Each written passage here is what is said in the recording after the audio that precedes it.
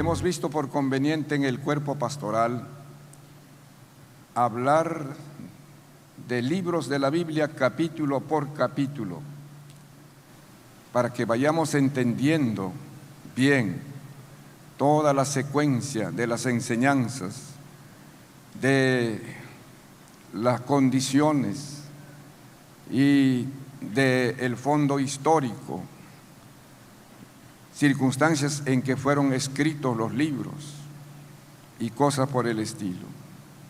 Durante este año vamos a concentrarnos solamente en la primera epístola a los Corintios. Y esta mañana, a manera de introducción, quisiera hablar de un tema que después les voy a mencionar, basado en primera a los Corintios capítulo 1. Vamos a leer hasta donde podamos llegar. Primera a los Corintios capítulo 1. ¿Encontraron en su Biblia? ¿Ya lo tienen? Dice así la palabra del Señor. Pablo, llamado a ser apóstol de Jesucristo, por la voluntad de Dios, y el hermano Sóstenes, a la iglesia de Dios que está en Corinto, a los santificados en Cristo Jesús, llamados a ser santos con todos los que en cualquier lugar invocan el nombre de nuestro Señor Jesucristo, Señor de ellos y nuestro. Gracia y paz a vosotros de Dios, nuestro Padre, y del Señor Jesucristo.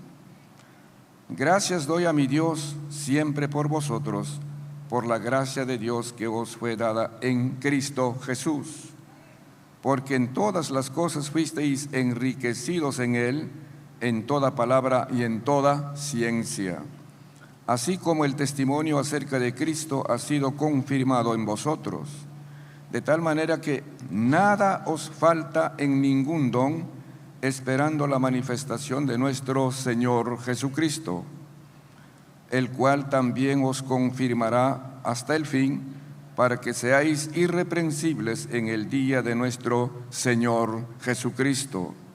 Fiel es Dios, por el cual fuisteis llamados a la comunión con su Hijo Jesucristo, nuestro Señor.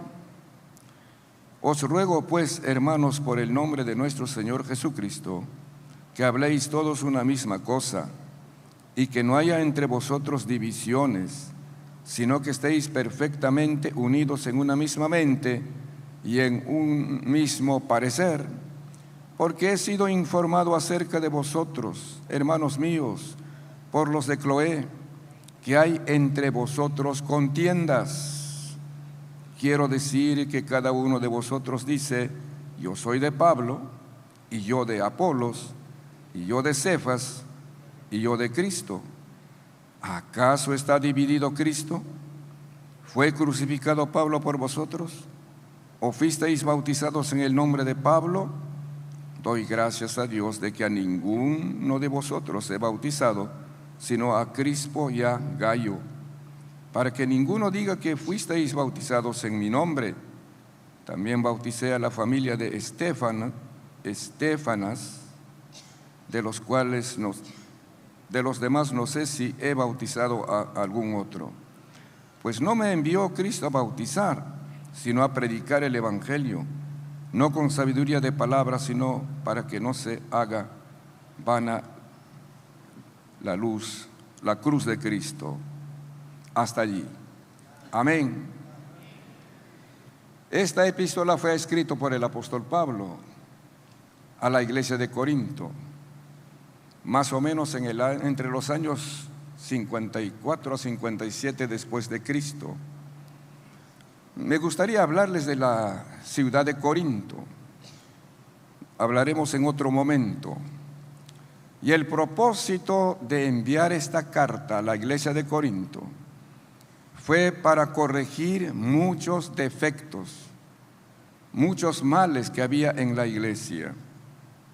Aunque primero Pablo dice que la iglesia fue enriquecida, en el versículo 5 dice: porque en todas las cosas fuisteis enriquecidos en Él, en toda palabra y en toda ciencia. También les dice de tal manera, el versículo 7, de tal manera que nada os falta en ningún don, esperando la manifestación de nuestro Señor Jesucristo. Se ha entendido que en esta iglesia se manifestaban los 9 dones, todos los dones sobrenaturales. La iglesia estaba muy enriquecida espiritualmente, pero a pesar de esa riqueza y a pesar de esos dones, la iglesia también tenía muchos problemas. Y por eso es que el propósito de esta epístola fue para corregir esos problemas, para ordenar y, en otras palabras, sanar a la iglesia de esos males. Por eso hoy les voy a hablar acerca de este tema a manera de introducción para este mes. Una iglesia sana nunca será estéril. ¿Están escuchando? La iglesia de Corinto estaba enferma en muchas formas. Muy poco se habla acerca de la sanidad de la iglesia. Se habla sanidad del alma, de la sanidad del cuerpo, sanidades emocionales, pero poco o nada se habla de la sanidad de la iglesia. Muchos preguntan cómo y por qué crece la iglesia, la hermosa. Es una inquietud muy natural. Quisieran saber qué métodos, qué fórmulas y qué estrategias aplica para crecer.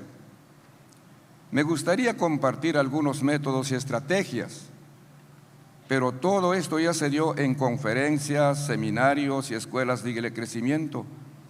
Por eso no quisiera redundar en lo mismo, más bien tocar aspectos que muy poco se ha considerado, especialmente en las iglesias tradicionales, es decir, la sanidad de la iglesia.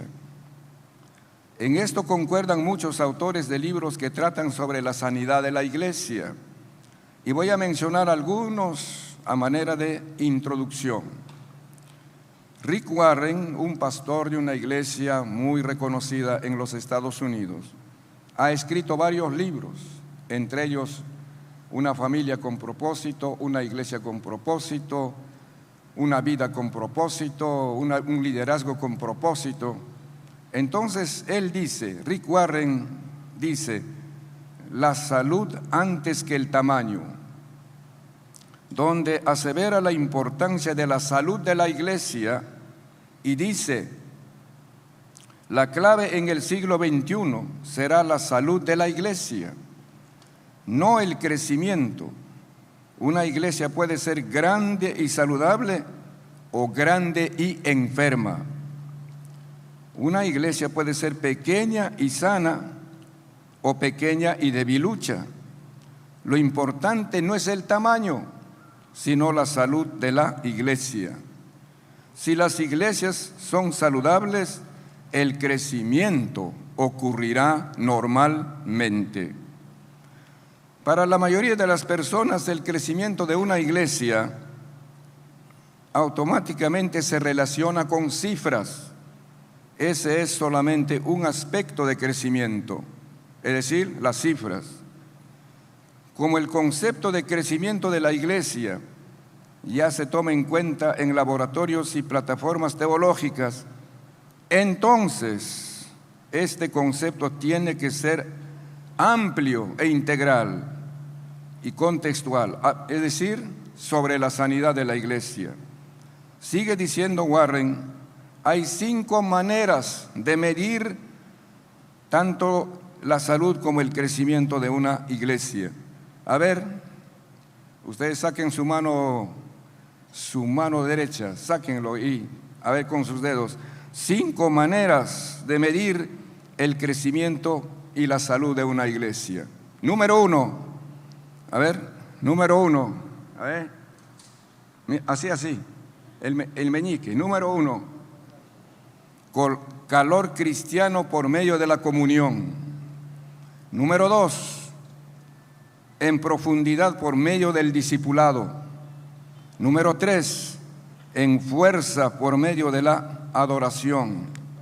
Número 4, en amplitud por medio del ministerio. Y número 5, el tamaño por medio de la evangelización. Esas son 5 señales que caracterizan, según Warren, a una iglesia sana y en crecimiento. Christian A. Schwab, un autor alemán, habla de las 8 características de una iglesia sana. ¿Están escuchando? 8 características de una iglesia sana. Este diagnóstico es el resultado de un cuidadoso examen realizado a más de 1000 iglesias en 32 países en los 5 continentes. O sea que no se trata de una idea, sino de haber estudiado, analizado, diagnosticado a las iglesias. Esas características son, ahora sí, 5, a ver, levanten la mano, 5 más 3, 8 características. Número 1, vayan contando, liderazgo capacitador. Número 2, ministerio según dones. Número 3, espiritualidad contagiosa. Número 4, estructuras funcionales. Número 5, cultos inspiradores. Número 6, células integrales. Número 7, evangelismo según las necesidades. Número 8, relaciones afectivas. 8 características. A este análisis lo denomina crecimiento desmitologizado, que quiere decir, no es un mito el crecimiento de la iglesia si se toma en cuenta estas características. No es un cuento, no es una fábula, es una realidad. Por su lado, el doctor Juan Carlos Miranda, autor del libro Manual de Crecimiento, menciona que el reglamento de constitución de la Academia de Crecimiento Americana dice así: Crecimiento es la ciencia que investiga la implementación, multiplicación, funcionamiento y la salud de las iglesias locales. Todos los que han experimentado el crecimiento de su iglesia han descubierto que un elemento vital es la salud de la iglesia. No tanto su tamaño, no tanto su número, sino la salud de la iglesia. Quien les habla está el 100% de acuerdo con ellos, con los autores y con tantos otros que puedan tener las mismas experiencias. A Israel, el Señor lo denomina como su especial tesoro sobre todos los pueblos, un reino de sacerdotes, gente santa, pueblo de su heredad, pueblo especial, más que todos los pueblos que están en la tierra, pueblo único de su exclusiva posesión. Eso está en Éxodo 19:5, Deuteronomio 4:20, Deuteronomio 7:6, Deuteronomio 14:2, Deuteronomio 26:18. Es decir, un pueblo excepcional, fuera de serie y muy singular, que no hay otro pueblo igual al pueblo de Israel. Pero, escuchen, más tarde el Señor dice cosa dolorosa para este pueblo. ¿Por qué este pueblo especial posteriormente se convirtió en algo indeseable, repugnante y hasta aborrecible? Fue a causa de su enfermedad. Digan, fue a causa de su enfermedad. Sus tumores, digan sus tumores, sus heridas supurantes y pestilentes que emanaban olores nauseabundos, pudrición y muerte. Vamos a Isaías capítulo 1. Abran conmigo su Biblia en Isaías capítulo 1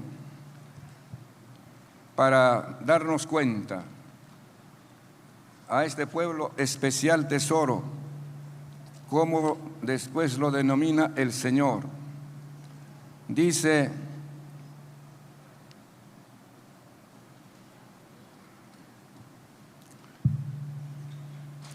versículo 4, Isaías 1:4: oh gente pecadora, pueblo cargado de maldad, generación de malignos, hijos depravados, dejaron a Jehová, provocaron a ira al Santo de Israel, se volvieron atrás. ¿Por qué queréis ser castigados aún? ¿Todavía os rebelaréis? Lean conmigo esa parte. Toda cabeza, ¿cómo está toda cabeza? Enferma. Y todo corazón doliente. Desde la planta del pie hasta la cabeza, no hay en él cosa sana, sino herida, hinchazón y podrida llaga. No están curadas, ni vendadas, ni suavizadas con aceite.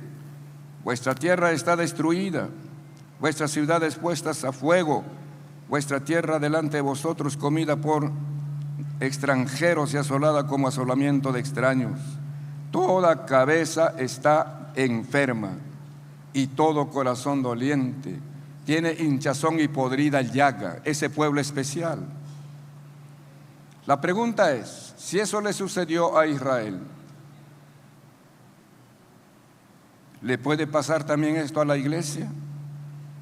¿Qué pasó con Israel para sufrir ese espantoso cambio? Desobedeció a Dios, quebrantó sus mandamientos, cometió apostasía, vileza, iniquidad e injusticia. Se rebeló, se obstinó contra Dios. Por eso le vino estas terribles enfermedades. Y todavía en Jeremías 21:6, 30:15, 30:12 y 13, en Miqueas 1:9 y otros lugares habla de la salud, de la enfermedad de este pueblo. ¿Puede pasarle igual a la iglesia? La iglesia es muy amada por el Señor. La iglesia también está calificada como nación santa, pueblo adquirido por Dios, reino de sacerdotes. Pero ¿puede pasarle a la iglesia así como le pasó al pueblo de Judá?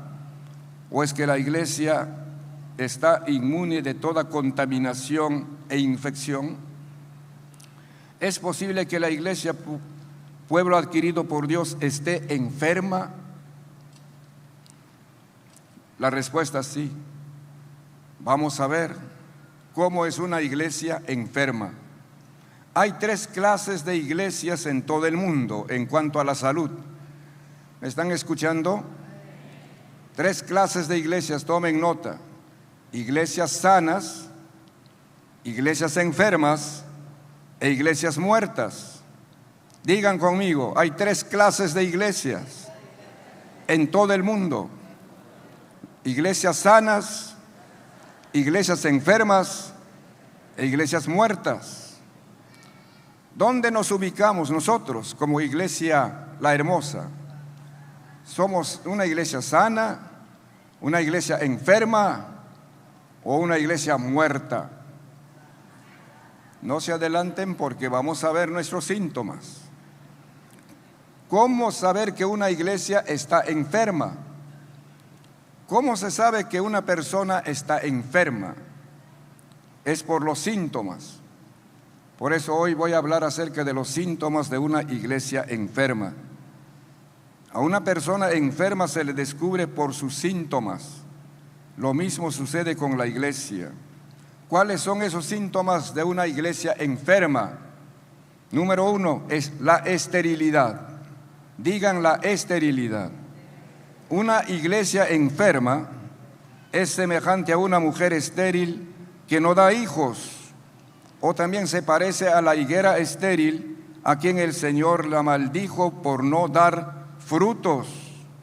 En Mateo 21, 8 y 19 dice: por la mañana, volviendo a la ciudad, tuvo hambre, y viendo una higuera cerca del camino, vino a ella y no halló nada en ella, sino hojas solamente. Y le dijo: nunca jamás nazca de ti fruto. Luego se secó la higuera. Y San Marcos dice: se secó desde las raíces.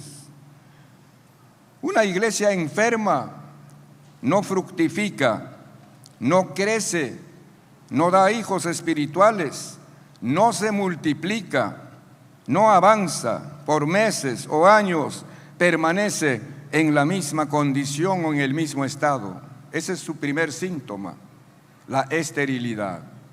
Segundo síntoma, debilidad generalizada, porque una persona enferma no puede trabajar, no puede accionar, está muy debilitada. Algo parecido ocurre con la iglesia. Su incapacidad y falta de vigor para crecer se manifiestan en estas cosas. Escuchen: debilidad espiritual, hermanos que son débiles espiritualmente, que caen una y otra vez, tropiezan, fracasan, no son firmes, no son constantes, no son estables. Debilidad espiritual, debilidad moral, fácilmente caen en tentaciones, fácilmente caen en pecado en su casa, en el trabajo, en cualquier lugar. Debilidad ministerial, es decir, lo ministerial también es muy débil. Debilidad institucional, como institución, a veces es la institución más criticada y devaluada en la sociedad. Debilidad económica, no tiene recursos para avanzar.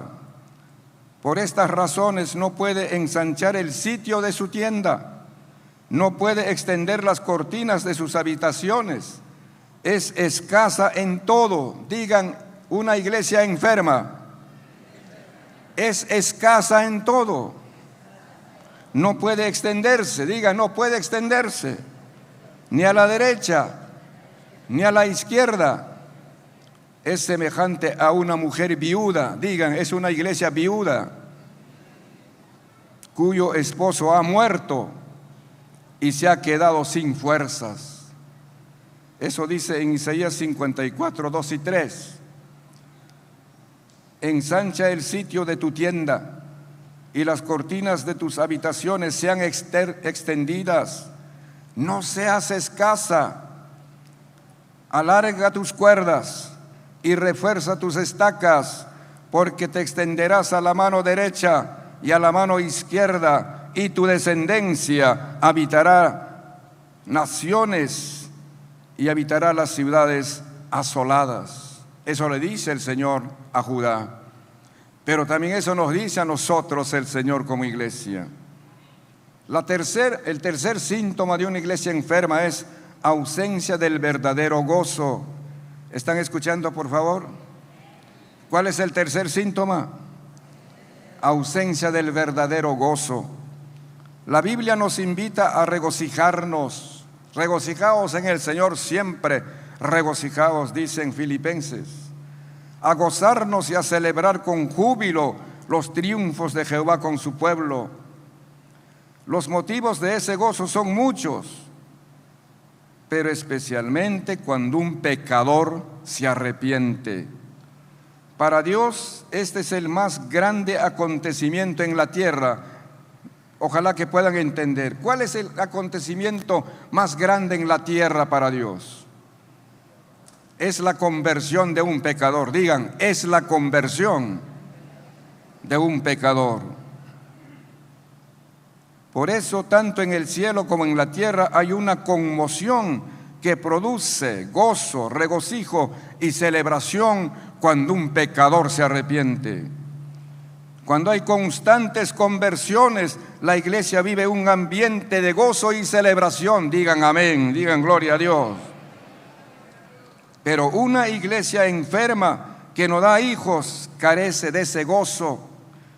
En todo caso, tiene un gozo artificial, un gozo inventado, aparente.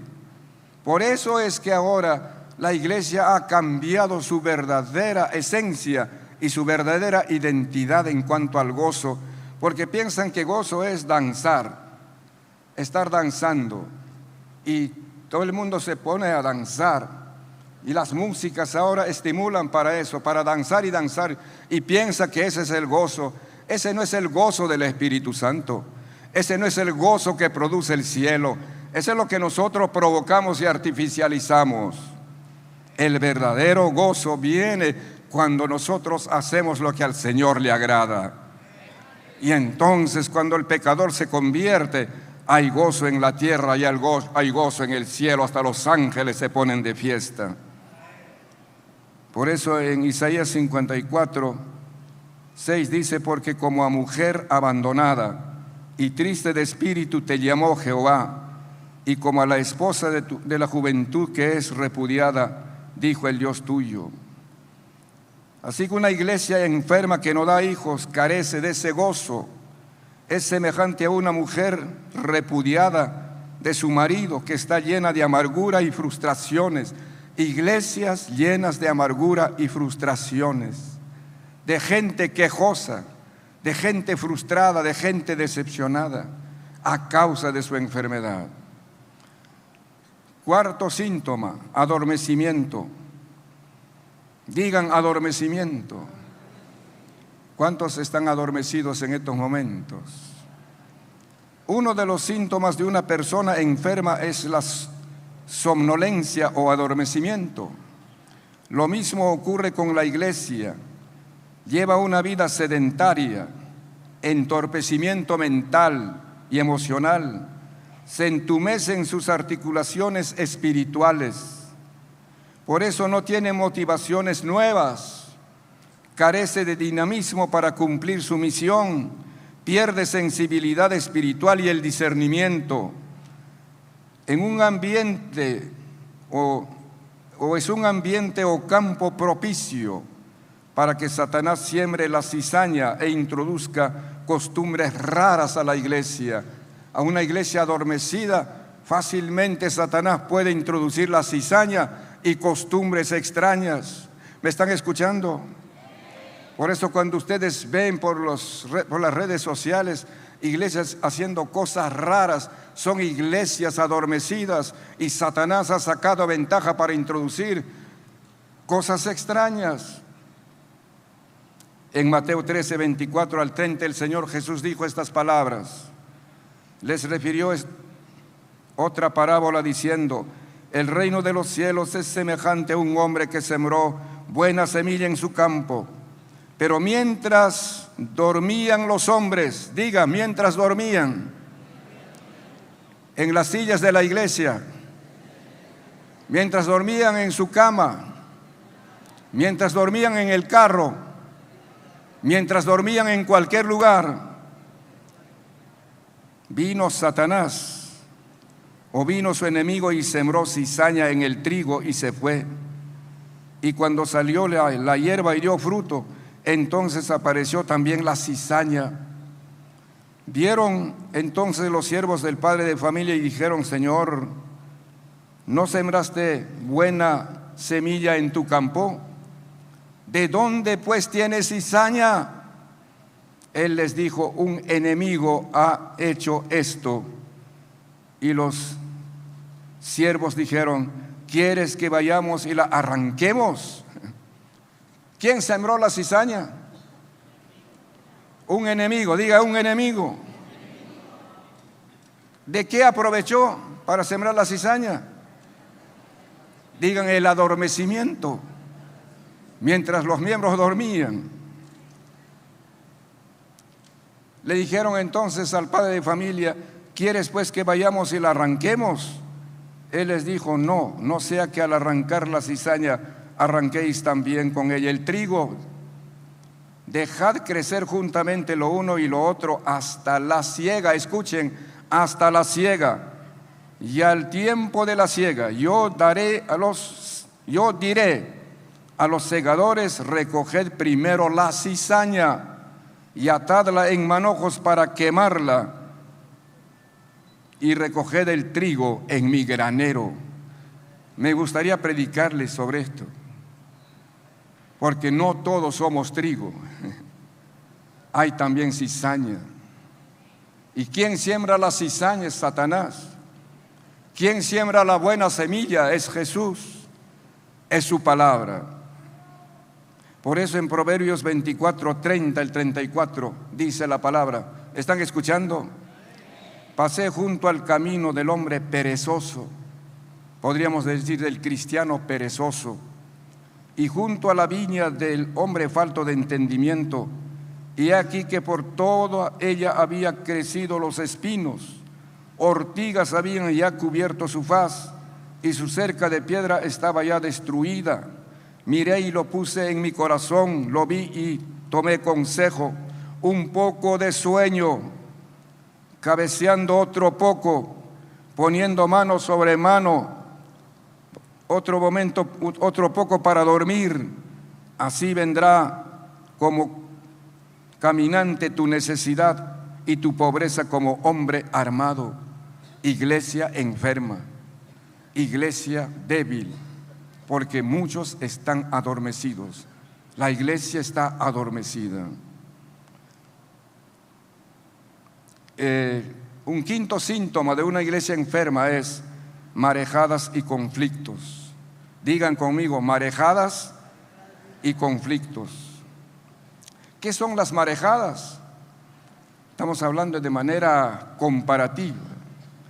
Las marejadas son grandes agitaciones de las olas en el mar que amenazan con producir naufragio y destrucción, lo que ahora la ciencia lo llama tsunami. También es la exaltación de los ánimos. Escuchen, marejadas también es la exaltación de los ánimos como señal de disgusto e incomodidad. Hermanos con los ánimos exaltados, hermanos disgustados, hermanos insatisfechos. En una iglesia enferma se suscitan muchos conflictos como consecuencia de su incomodidad e insatisfacción por la misma dolencia que sufre. Hay conflictos personales entre hermanos, hay conflictos personales, hay conflictos familiares entre esposos, entre padres e hijos, entre nueras y suegras y yernos y suegros, conflictos por asuntos de dinero, conflictos por asuntos de herencia, de tierras, de casas, conflictos al fin por una y otra causa. Hay conflictos en el liderazgo, quitándose puestos, criticándose unos a otros, desmereciéndose, juzgándose indebidamente y de manera injusta. Hay divisiones internas, como en el caso de la iglesia de Corinto, unos diciendo yo soy de Pablo, yo soy de Apolos, yo soy de Cefas, yo soy de Cristo.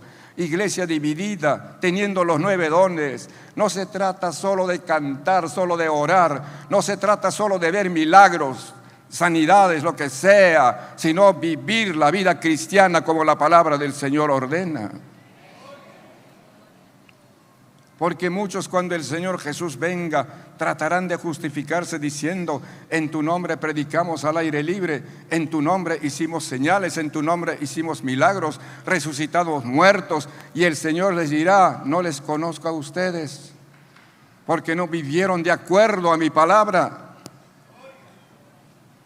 Hay iglesias que son escenarios de violencia, agitaciones y enfrentamientos. Es una especie de guerra civil con sus miembros. Esas son las marejadas. Y gracias a Dios que en nuestra iglesia estas cosas no se han visto de manera muy visible. Pero no sé cómo estará en su casa. Usted, hermano querido, ¿cómo vive en su casa? Porque la iglesia está formada por familias. De acuerdo a la vida que llevan las familias, vive la iglesia su éxito, o su buena salud, o su progreso, o su estancamiento, o su fracaso, o su retroceso, o su enfermedad. Marejadas y conflictos, síntoma de una iglesia enferma. En sexto lugar, el otro síntoma es el conformismo. Conformismo significa conformar, es avenirse acceder y condescender con la condición de las cosas, sujetarse, tolerar, amoldarse y adaptarse a la situación así como está. También es resignación, sumisión y aceptar las condiciones desfavorables como el sufrimiento, el dolor y la pobreza. Y decimos, para esto seguramente el Señor nos llamó, para ser pobres, para ser fracasados, para estar frustrados. Hay de nosotros todo el tiempo lamentos y quejas. No puedo avanzar, no puedo salir de esta situación, no puedo avanzar con mi negocio, no puedo avanzar con mi profesión, no tengo resultados con mi familia, con la crianza de mis hijos. ¿Qué sucede? Es que no se trata que Dios se ha olvidado de nosotros. Hay un problema de carácter espiritual.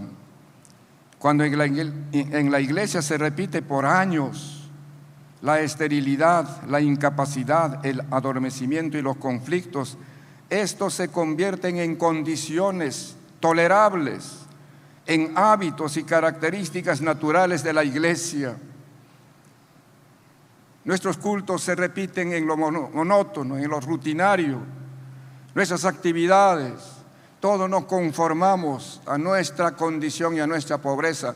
No importa si la iglesia esté dormida, no importa si hay problemas internos, no hay problemas si no avanzamos, no hay problemas si no tenemos resultados, nos conformamos. Esa es una iglesia enferma, pero una iglesia sana dice, no, esto no puede seguir así, esto tiene que cambiar, porque estamos con el esposo, estamos con el Señor, con el dueño de la iglesia.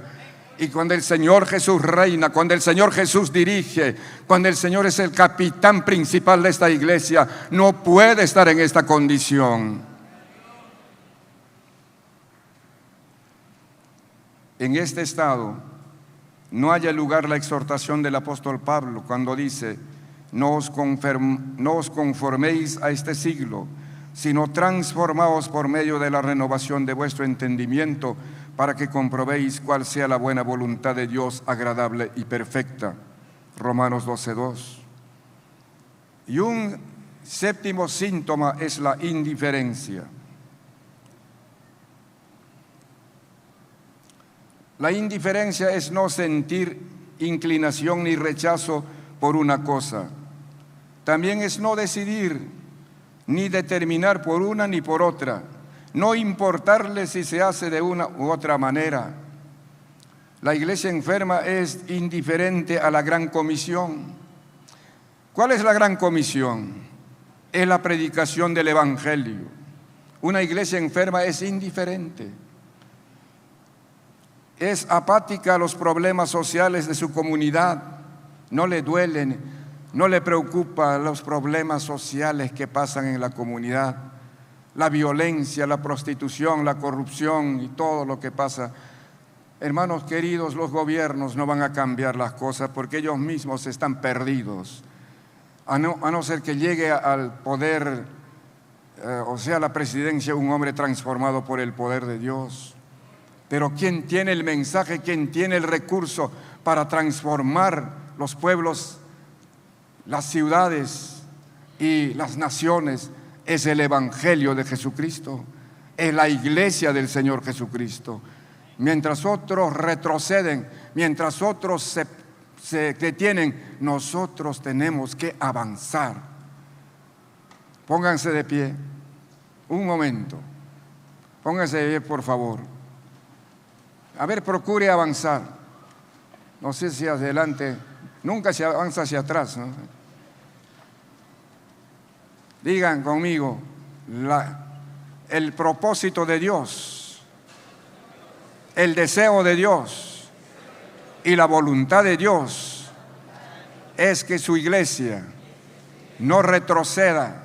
A ver, traten de retroceder. Tampoco se detenga.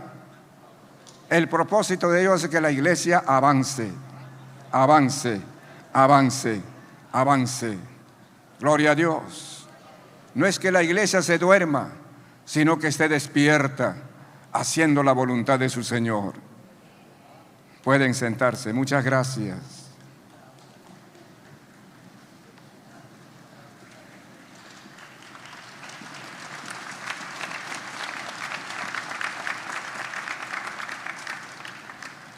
El amor en una iglesia enferma, el amor al prójimo y la compasión por los que mueren sin Cristo no pasan de ser frases retóricas vacías de espíritu.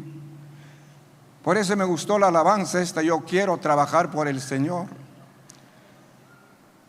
Les digo con todo mi corazón, estoy revisando mis libretos, estoy revisando lo que tengo que predicar, si estoy llegando a la necesidad de la iglesia. Estoy revisando la himnología, si estamos cantando correctamente o solo es por cantar, porque no se trata solo de cantar. El miércoles en la noche, en la vigilia, se cantó una alabanza, pero luego vino a mi mente, y esta es verdad, cuando dice: prometo amarte por toda la eternidad. ¿Está diciendo de corazón aquel que canta eso? ¿O está diciendo solo porque así es la letra de la alabanza?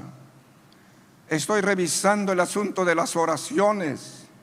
No se puede orar por orar. Se tiene que orar con entendimiento, con propósito y con metas, para que el Señor pueda hacer su obra en nuestras vidas y a través de nosotros. De modo que no perdamos el tiempo, no repitamos simplemente costumbres y tradiciones, que alabemos al Señor como Él lo merece, pero de corazón. Y que cuando nos pongamos de rodillas le digamos exactamente lo que queremos decirle y lo que queremos hacer. La palabra del Señor dice: si algo pedimos conforme a su voluntad, Él nos oye. Pero ¿cuál es la voluntad de Dios? La voluntad de Dios está revelada aquí, conforme a su palabra. Amén. Así que estos son algunos síntomas de una iglesia enferma. Rápidamente les voy a mencionar las causas de una iglesia o de la enfermedad de la iglesia. Causas de la enfermedad de la iglesia. En este aspecto hay dos asuntos que son difíciles de comprender. Primero, admitir que la iglesia esté enferma. Si a un pastor se le dice: tu iglesia está enferma, va a reaccionar. No, ¿cómo va a estar enferma mi iglesia? No se quiere admitir eso. Hay hermanos, hay personas que no quieren ir al médico y dicen: yo tengo miedo que el médico me diga lo peor. Y el mal está avanzando. ¿Han escuchado eso? ¿Qué va a sacar, qué va a resolver con tener miedo cuando el mal sigue avanzando? Mejor es que le diagnostiquen, mejor es que le hagan exámenes para saber exactamente qué es y a tiempo hacer frente a las cosas. En segundo lugar, ¿cómo diagnosticar las causas de su enfermedad? ¿Cómo saber que una iglesia está enferma o cuáles son las causas de su enfermedad? ¿Cuáles son algunas causas? Escuchen, una iglesia enferma la iglesia está enferma es cuando hay pecados ocultos y tolerados a sabiendas. ¿Está escuchando? Cuando hay pecados ocultos en la iglesia. En cuanto a pecados ocultos, sucede como en los casos que en el Antiguo Testamento se menciona de Acán, que tomó el lingote de oro, el manto babilónico y 200 siclos de oro de ahí de Jericó, en la toma de Jericó, que el Señor había dicho: no van a tocar nada, pero Acán sí lo tomó. Luego fue a su tienda, hizo ahí un hoyo, ahí lo enterró, los 200 siclos de oro, el lingote de oro y el manto babilónico. Había codiciado con sus ojos. Y cuando fueron a la guerra con Ai, Israel fue derrotado. Causó dolor, confusión, derrota, vergüenza y aflicción en el pueblo. Y el Señor le dice a Josué: Israel ha pecado y aún han quebrantado mi pacto que yo les mandé, y también han tomado del anatema y hasta han hurtado, han mentido y aún lo han guardado entre sus enseres. Ese está en Josué 7:11. No dice Acán ha pecado, Israel ha pecado. ¿Qué quiere decir eso? Que cuando un miembro de la iglesia peca, afecta a toda la iglesia, afecta a todo el cuerpo. La iglesia del Señor está comparada con el cuerpo humano. Si un órgano, si un miembro del cuerpo se lastima, todo el cuerpo sufre. Escuchen, por favor, pónganlo en su corazón y en su mente lo que les voy a decir, porque yo trato cosas dolorosas en mi corazón de hermanos que pecan fácilmente. Y he entendido, es como que yo estoy empujando una carreta pesada y me pone resistencia por delante, no me deja avanzar. Es que el pecado es así. Cuando un hermano peca, afecta 4 relaciones. Afecta su relación con Dios, afecta su relación con las personas con quien ha participado en el pecado, afecta a su familia, afecta a la iglesia. Todos sufrimos cuando un miembro peca. Y cuando hay hermanos que mantienen pecados ocultos que no confiesan, hasta por años no se arrepienten, la iglesia está enferma. El apóstol Pablo lo compara al pecado sexual, por ejemplo, con la levadura que fermenta toda la masa. ¿No saben ustedes que un poco de levadura leuda toda la masa? Enferma toda la masa. Entonces esos pecados ocultos hacen tanto daño a la iglesia. ¿Qué es un pecado oculto? Es que lo tiene guardado con el pensamiento de que nadie lo va a saber. Maduro cayó y muchos han caído. En cualquier momento, todo aquel que guarda pecados ocultos caerá también. Porque ante el Señor nada va a permanecer oculto para siempre. ¿Me están escuchando?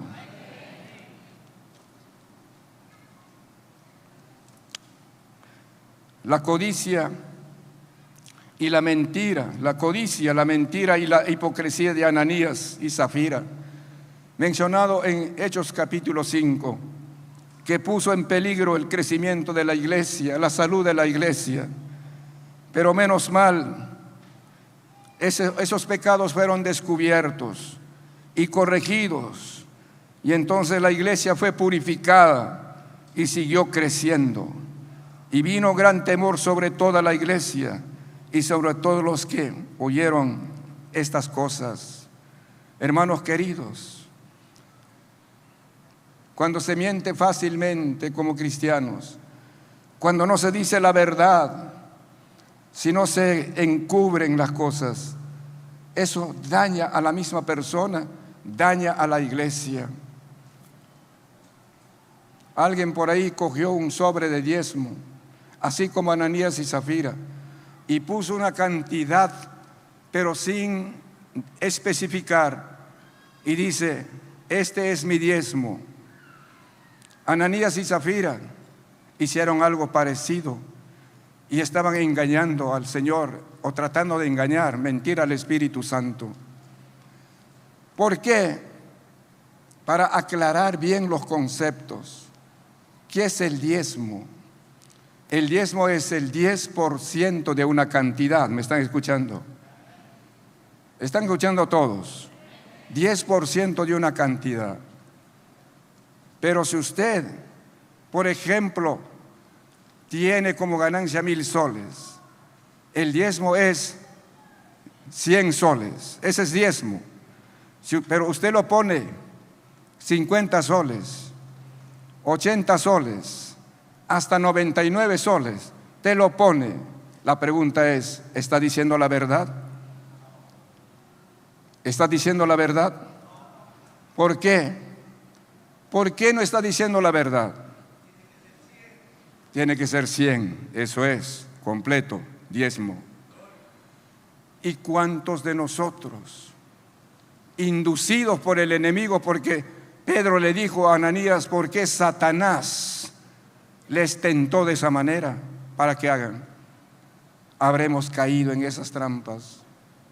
Y sin darnos cuenta, nosotros mismos nos perjudicamos, porque delante del Señor no estamos diciendo la verdad.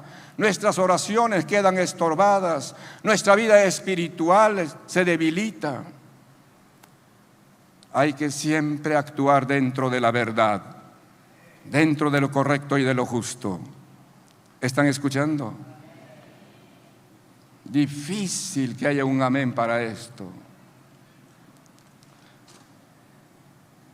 La iglesia de Pérgamo era condescendiente y permisiva con los que retenían la doctrina de Balaam, que enseñaba a Balac a poner tropiezo ante los hijos de Israel, comer comida sacrificada a ídolos y a practicar pecados sexuales.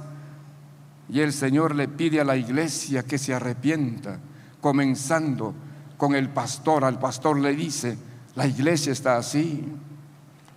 La iglesia de Tiatira era indulgente y contemporizante con el pecado de Jezabel, que consistía en que un espíritu de seducción atrapaba a los siervos de Dios en pecados de paganismo, mundanalidad y perversión sexual. El Señor dice que como consecuencia habrá en la iglesia enfermedad, tribulación, dolor y muerte si no se arrepienten de estos pecados. Así que una de las causas de la enfermedad de la iglesia son pecados ocultos, no confesados. La gente no se arrepiente, no pide perdón a Dios ni a los que ha causado problemas. La segunda causa es la falta de espiritualidad. La Biblia nos habla de cristianos carnales y espirituales. El cristiano espiritual es guiado por el Espíritu de Dios, vive y anda en el Espíritu, entiende y discierne las cosas espirituales, vive en comunión con Dios y con sus semejantes. Eso está en Romanos 8:14, Gálatas 5:16, 25, 1 Corintios 2:12, 13, 15, 16, 2 Corintios 3:17, porque el Señor es Espíritu y donde está el Espíritu del Señor, allí hay libertad. En cambio, el cristiano carnal satisface los deseos de su carne, Gálatas 5:16, 21, anda conforme a la carne, Romanos 8:4, piensa en las cosas de la carne, Romanos 8:5, se ocupa en las cosas de la carne, Romanos 8:6, está en enemistad con Dios, Romanos 8:7, no puede agradar a Dios, Romanos 8:8, es deudor a su carne, Romanos 8:12, está muerto espiritualmente, Romanos 12:6, la primera parte, y versículo 13, la primera parte. Cristianos espirituales y cristianos carnales. ¿Qué sucede en una iglesia cuando la mayoría de sus miembros viven según los deseos de su carne y un pequeño remanente según el Espíritu? Hay un verdadero caos moral, caos espiritual y social. Hay confusión, hay peleas interminables, resistencia a la santidad, a la pureza moral, a la pureza espiritual y doctrinal. Como consecuencia hay en la iglesia sufrimiento, decepción, dolor y muerte espiritual cuando sus miembros andan según la carne y no según el Espíritu.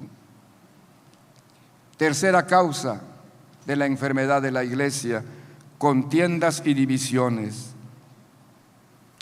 ¿Están escuchando, por favor? Estoy avanzando, voy a terminar lo más pronto posible. Contiendas y divisiones. La historia de muchas iglesias locales y aún denominacionales está marcada por acontecimientos decepcionantes para la fe cristiana y el evangelio de paz que predicamos, porque en esas iglesias han ocurrido reiterados e incesantes conflictos protagonizados por los miembros y aún por los líderes de la iglesia. Muchos de esos conflictos han terminado en divisiones, lesionando gravemente al cuerpo de Cristo. Estos pleitos y divisiones han dejado como secuela amargura, enemistades, resentimientos y heridas que han enfermado a la iglesia y minados sus fundamentos espirituales que nunca fueron arreglados satisfactoriamente. En Santiago 3, 14 al 16 está la cita, 1 Corintios 3, 1 al 4. Hermanos queridos, a veces actuamos llevados por nuestros sentimientos y por nuestros razonamientos equivocados. Había una hermana, y más de una hermana, me decía: estoy orando al Señor para irme a otra iglesia. ¿En qué parte de la Biblia tú has encontrado eso? Que el Señor te autoriza a orar para que te vayas a otra iglesia, a otra denominación. Si encuentras en la Biblia eso, dímelo. Más bien la palabra del Señor dice: sujétate a tus pastores, obedece a tus pastores, permanece allí. Claro que hay motivos correctos, motivos justos, por cambio de domicilio.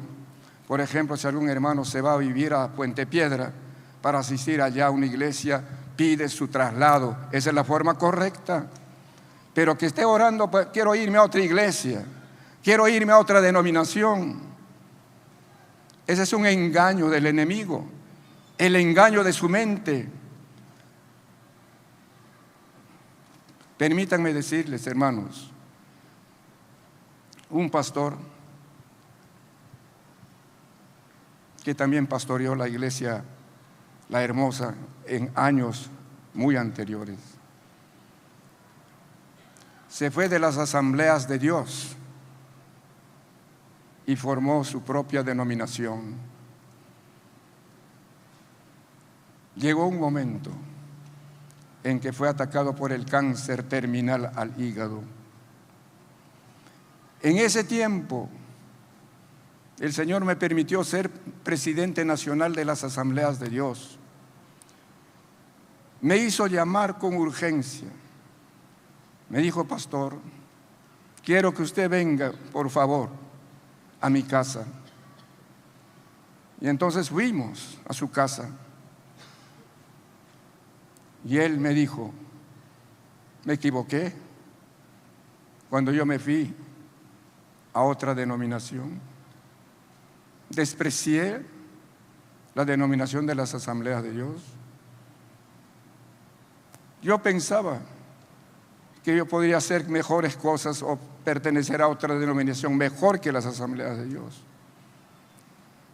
Pero ahora que estoy enfermo, tengo esa deuda. Por favor, a nombre de todas las asambleas de Dios, como usted es representante, quiero pedirle perdón. Quiero pedir perdón a las asambleas de Dios. Estaba llorando porque el médico le dio 15 días de vida. Entonces yo le dije: a nombre de las asambleas de Dios, yo le perdono. Le abracé y oramos, y el Señor lo sanó. No murió.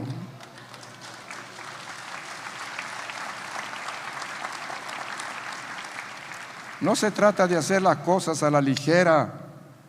Se tiene que vivir de acuerdo a los parámetros, de acuerdo a la palabra del Señor que nos enseña, no de acuerdo al consejo del amigo o de la amiga, al concepto de cualquier otro predicador que fuera de la palabra dice cosas torpes. Lo que estamos pensando y lo que queremos decidir, tenemos que consultar con la palabra de Dios. ¿Qué dice la palabra de Dios sobre esta decisión que quiero tomar? ¿Me están escuchando? Les hablo con todo mi corazón, porque también yo voy a responder ante el Señor por el pastorado. La cuarta causa es residuos de prácticas paganas. Residuos de prácticas paganas. Casi todo cristiano antes de su conversión tuvo contacto directo o indirecto con la idolatría y el ocultismo, como la brujería, hechicería, la cartomancia, la quiromancia, la adivinación, la astrología, el espiritismo, las supersticiones y el curanderismo. Si bien al venir a Cristo confesaron y desistieron de esas prácticas, pero no se desligaron totalmente de esos hábitos ni de objetos relacionados con esas creencias y prácticas. De esto toma ventaja Satanás para atacar y enfermar a la iglesia. La palabra del Señor nos exhorta que nos apartemos definitivamente de toda contaminación de carne y de espíritu, que de muchas supersticiones y creencias. Necesitamos tiempo para hablar en detalle de eso, pero hay que entender las cosas. En el año 2006 fui operado de la vesícula. Lo voy a decir delante del Señor con temor, como dijo el apóstol Pablo, y con temblor. Cuando estaba convaleciente, un miembro de la iglesia me dice: pastor, usted tiene que tomar noni para que se restablezca. Yo no sabía lo que, no, en primer lugar, mucho de ese producto, noni. ¿Qué? Bueno, le agradecí por sus buenos deseos, pero no, hasta ahora no he consumido nada de noni. El problema es que pasado un tiempo, esto le estoy diciendo no por algún otro pensamiento, sino para que entendamos. La hermana fue atacada por el cáncer y vino a mi mente: ¿y qué de noni entonces? ¿Qué hizo el noni? Y con esa enfermedad falleció. A veces fácilmente nos dejamos llevar por lo que la gente opina y dice. Cuando estuve internado en el hospital, el Señor me trajo cosas al entendimiento. El Señor ha dado ciencia, el Señor ha dado conocimiento. Por eso aparece la ciencia médica. ¿Y qué sería de tanta gente que no conoce a Dios si no hubiera la ciencia médica? Yo vi cómo la gente llegaba enferma, grave, y los médicos luchaban y hacían todo lo posible por ayudar, pero con conocimiento científico, no con cálculos. Pues bien, y a veces fácilmente recomendamos: toma esta hierba, échate esto, échate con barro, échate esto y aquello, fácilmente. Y a veces agravamos la situación. Pidamos siempre la dirección del Señor, porque en la vida pasada arrastramos muchas costumbres, creencias, supersticiones. Así que la palabra del Señor nos dice: si tenemos falta de sabiduría, hay que pedírselo al Señor, para que con esa sabiduría orientemos bien a las personas. La otra causa es hábitos ponzoñosos en la iglesia. Quisiera que pongan atención en esto. Ponzoña es una sustancia nociva a la salud, produce infección y escozor en la piel. También se denomina ponzoña o hábitos perjudiciales a la salud. Los hábitos ponzoñosos en la iglesia son murmuraciones, difamaciones, detracciones, chismes, calumnias, disensiones, egoísmo, envidias que hay entre los mismos cristianos, cuando hay hermanos que se ocupan en estas cosas.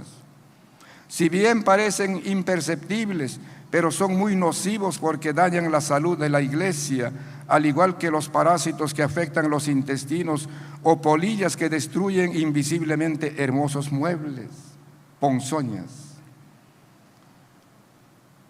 Cuando nuestros hermanos en su casa se reúnen con su familia o en alguna reunión, ¿de qué hablan? Hablan de virtudes, hablan de defectos, hablan de la vida, de la conducta de otras personas.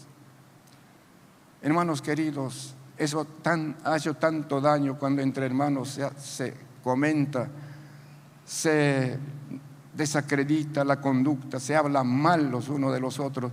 Eso trae mucho daño. Mejor es decir las cosas de frente. Si yo veo algún problema con mi hermano, con el siervo de Dios, Jeremías, y si comienzo a hablar en otras personas, en vez de hacerle un bien, le estoy haciendo un gran daño, difamando, perjudicando. Pero la palabra del Señor me dice: anda tú personalmente, háblale. persona a persona, cara a cara. Esa es la forma correcta. Y no comenzar a hablar en otras personas. Y entonces estas ponzoñas han afectado a muchas familias, han afectado a las iglesias. Por eso hay iglesias que no crecen, que no avanzan, porque llega un hermano nuevo y se entera de esas cosas. Dice, ¿a dónde me he metido? Aquí yo pensaba que eran personas sanas, respetuosas, amables, pero ahora escucho que están hablando mal de unos y de otros. Me he equivocado, entonces me voy, prefiero irme al mundo. Se pone tropiezos, se da mal testimonio. Vamos a arrepentirnos delante del Señor y pedirle perdón. ¿Qué les parece? Y desechar completamente. Lo hubiéramos quemado con muñecos viejos, todas esas cosas, en el año viejo para comenzar el año nuevo. La otra causa es desobediencia y rebelión.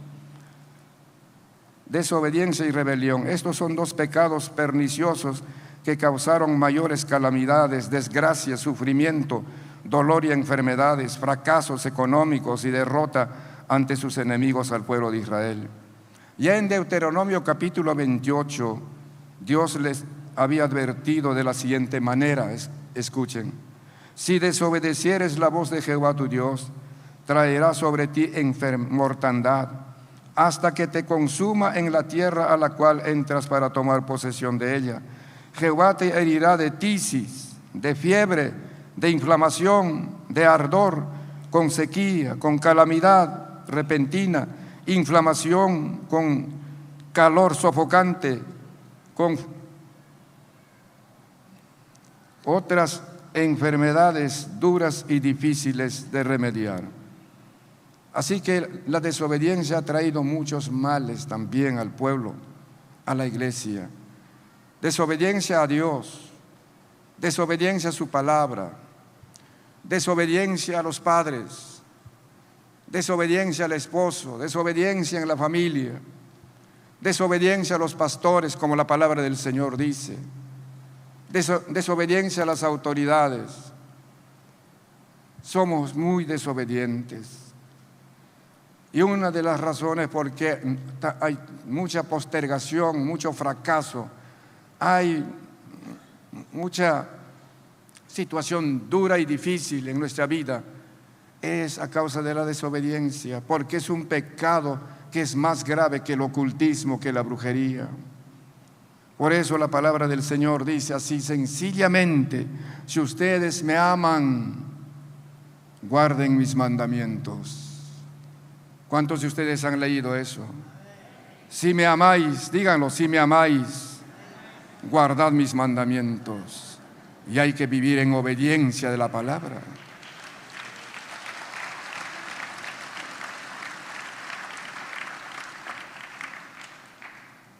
Esperamos que nuestra iglesia no esté en esta condición.